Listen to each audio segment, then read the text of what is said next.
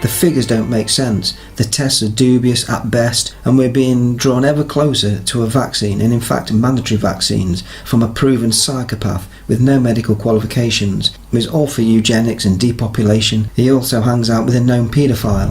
I'm talking of course about Bill Gates.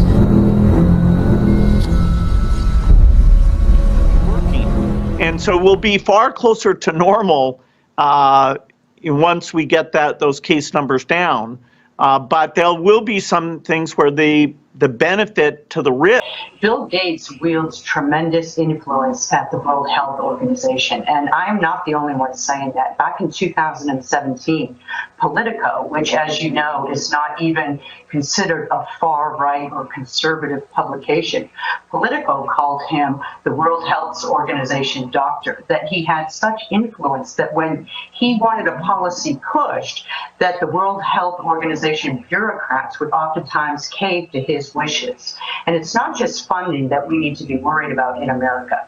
This is an unelected guy who really has no political affiliation with America, and yet he has been given a huge platform to push what I view as anti-American policies based on coronavirus figures. Yeah. And this is something that he's not going to be held accountable to by voters. So it seems like Gates has his hand in pretty much everything pandemic-related, Cheryl. Well, here's an interesting tie. So Bill Gates, for the longest of times, wanted to have the World Health Organization declare coronavirus a pandemic. And the World Health Organization did not want to do that. So a day after Bill Gates, through his foundation, announced an infusion of $50 million into something called the Therapeutic Accelerator to help fight coronavirus and find a vaccine, much of that money to go toward the World Health Organization. One day after that announcement, the World Health Organization Secretary General came out and declared coronavirus a pandemic. And this is going to be pushed out by the World Health Organization, whose director is also proven and a known political butcher who has caused countless deaths in his own country of origin, Ethiopia, just to further his and his elite's agendas. It's the same mentality our elites have had when they appoint someone like Tony Blair to be peace envoy to the Middle East, or Robert Mugabe as a goodwill ambassador of health by the World Health Organization under its director, Tedros Adhanom himself. And while getting angry over this is necessary to put across how you feel, we cannot afford to stay there on the level of anger or fear. That will never bring about change that's really needed.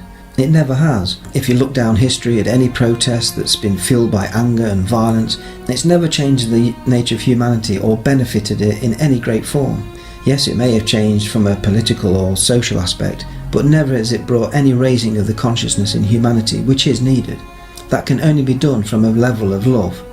And I know some of you may be thinking that that sounds a little new age or hippie. It can only be done by that level.